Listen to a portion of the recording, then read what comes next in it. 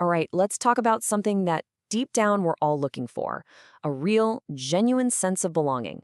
Today, we're going to break down how you can stop just hoping for it and actually start building it. Let's dive in. It's a weird feeling, right?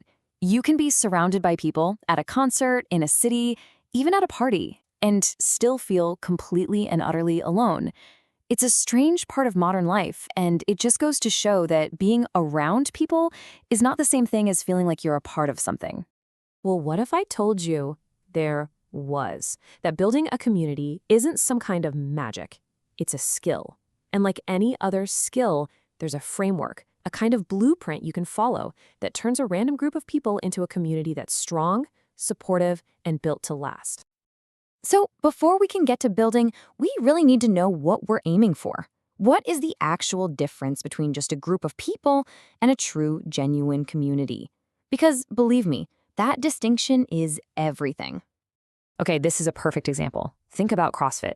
You've got the huge global network. That's a group. Millions of people doing the same workouts. But then you have a local gym, say CrossFit Oakland. That's a community. People there genuinely care about each other. They share values that go way beyond just the exercise. That's the difference we're talking about.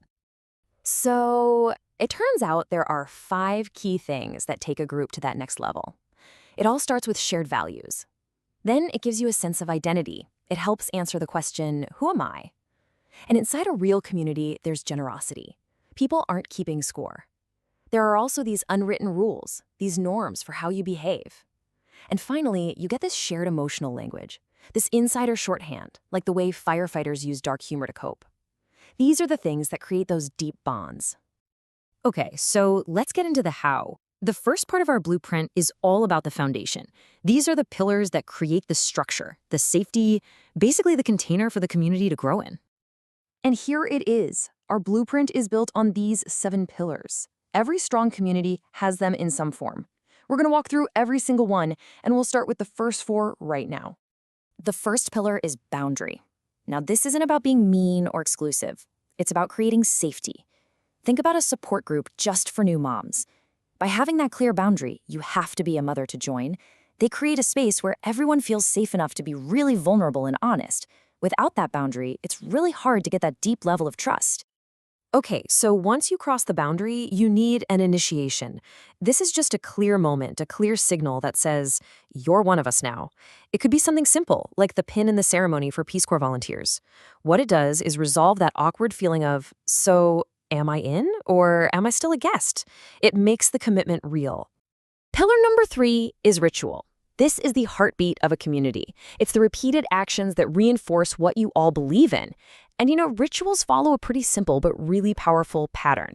There's an opening where you state the intention, there's the body where you do the thing together, and then there's a closing to mark that you're going back to your regular life, but you've been changed by the experience. And where do these rituals happen? In a temple. Now, don't get hung up on the word.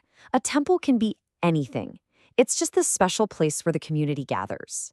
It could be a backyard for a weekly barbecue, a local gym, or even a specific Discord channel online. It's the ground where the community comes to life. So, we've built the structure. We have our safe space, our rituals. Now, we've got to fill it with meaning. This next set of pillars is all about forging that shared identity, the soul of the community. The 5th pillar is story. And to really get how powerful this is, listen to this. At New Belgium Brewing, the leadership went to the employees with a choice. You can either have your end-of-year bonuses, or we can use that money to invest in wind power for the brewery. So what would you choose? What do you think they did? Every single one. That story became a legend inside the company. Why? Because it wasn't just a mission statement on a poster. It was proof of their values in action. That kind of story is what truly defines what a community stands for. Next up, we've got the symbol. A symbol is like a visual shortcut for the community's whole identity. Just look at the Marine Corps emblem. In one image, it communicates global power, naval history, a warrior ethos, the whole thing. And when you make that symbol something small and portable, like a pin or a coin, it becomes a token, a physical thing you can carry that reminds you that you belong. And the final pillar, this one is so important, inner rings. It's about creating a clear path for people to grow. But here's the key. It's not about status or power. It's a path of service. A visitor comes in focused on themselves. A member starts to care about the group, but an elder expands their concern to care for everyone. The best communities show you how to make that journey. So there we have it, our 7 pillars. But what does this all mean for us today, living in this weird digital age where we can feel super connected and super isolated at the exact same time? Okay, check this out, because it's pretty wild. Studies suggest it takes over 200 hours of time together to build a close friendship in real life. Online, it might take double that. Why? Because you lose all those tiny cues, eye contact, body language. It means online communities can't just happen by accident. They have to be even more intentional, using these 7 pillars to actively create that feeling of closeness. And that brings us to the real point of all this. We tend to think a community failed if it doesn't last forever. But that's just the wrong way to look at it.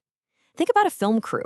They build these incredibly intense bonds for a few months, make something amazing, and then they all go their separate ways. The community served its purpose. The real goal isn't to be permanent, it's to transform the people who pass through it. So, as we finish up, I'll leave you with this question. Think back. Whether it was a sports team when you were a kid, a book club, or even an online forum, what community really truly changed you? Because understanding why that one worked is the very first step to building the next one. Thanks for watching.